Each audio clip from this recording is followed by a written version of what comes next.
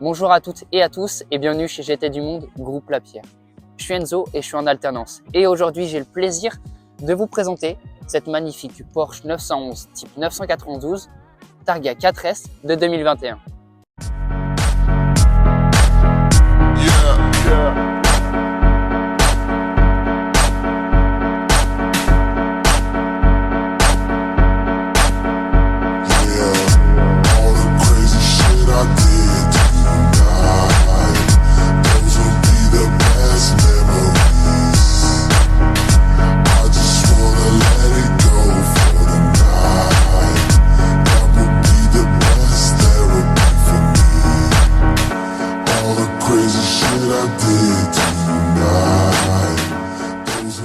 Revenons en arrière et parlons un peu d'histoire.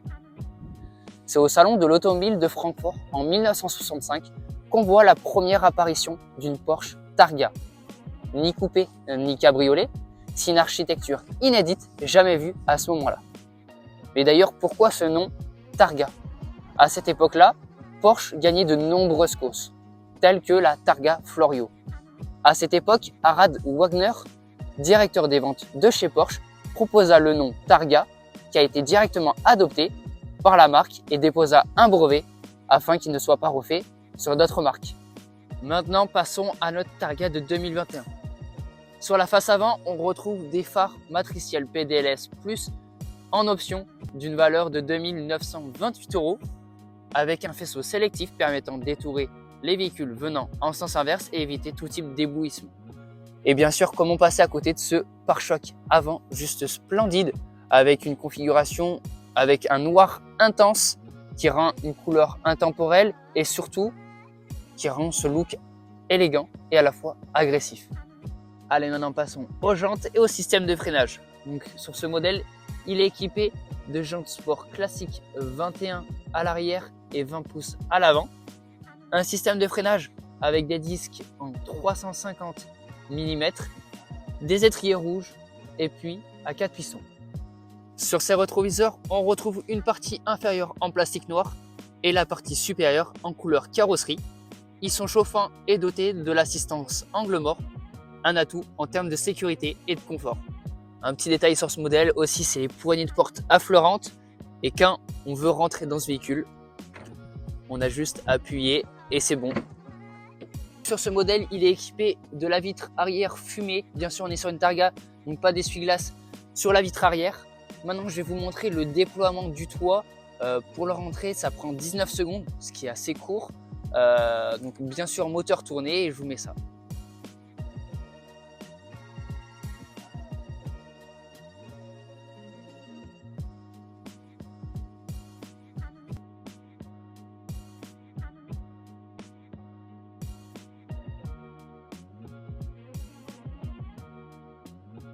Maintenant, pour la face arrière de cette Targa, on retrouve l'extracteur d'air avec ses 18 lamelles, le béquet déployable à partir de 90 km/h ou sinon la possibilité de l'activer via l'intérieur du cockpit, le bandeau lumineux Porsche et bien sûr le diffuseur et le système d'échappement sport activable avec des clapets bien sûr, avec un petit bouton à l'intérieur du cockpit, une sonorité juste magnifique, du flat 6.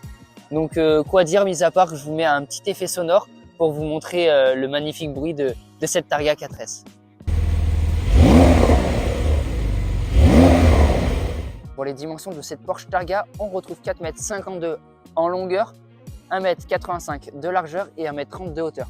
Ce sont les mêmes dimensions qu'une Porsche Carrera coupée. Cependant, on observe une différence au niveau du poids qui est de 160 kg. Donc 1 tonne 660 kg pour la Targa et 1 tonne 505 kg pour la Carrera coupée. Pour cette Porsche Targa, on retrouve 132 litres pour le coffre avant et 163 derrière les sièges avant, ce qui permet de pouvoir mettre quelques bagages et pouvoir partir un week-end. Sous le capot de cette Porsche Targa 4S, on retrouve le fameux Flat 6 3 litres biturbo. C'est 450 chevaux, 530 Nm de coupe, disponible entre 2300 tours minutes et 5000. Une boîte automatique 8 rapports PDK à double embrayage, une transmission intégrale, une vitesse maxi de 304 km/h et un 0 à 100 en 3 secondes 6. Maintenant, passons à l'intérieur de cette Targa 4S. L'intérieur est juste sublime.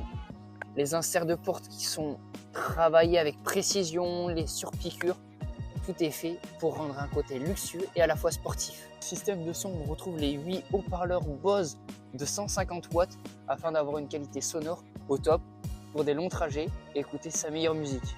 Sur les seuils de porte, on retrouve le badge 911 Targa 4S disponible sur le côté conducteur et le côté passager en aluminium brossé.